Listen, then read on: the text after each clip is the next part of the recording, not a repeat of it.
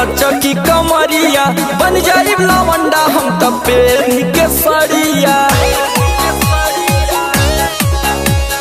जय माता दी बोली बोली लचकी कमरिया बन जाई लवंडा हम त पेनी के सड़िया। वॉल्यूम बेस वाला डीजे के बढ़ाई के, वॉल्यूम बेस वाला डीजे के बढ़ाई के खूब नाचल जाई नागिन धुन बजाई के।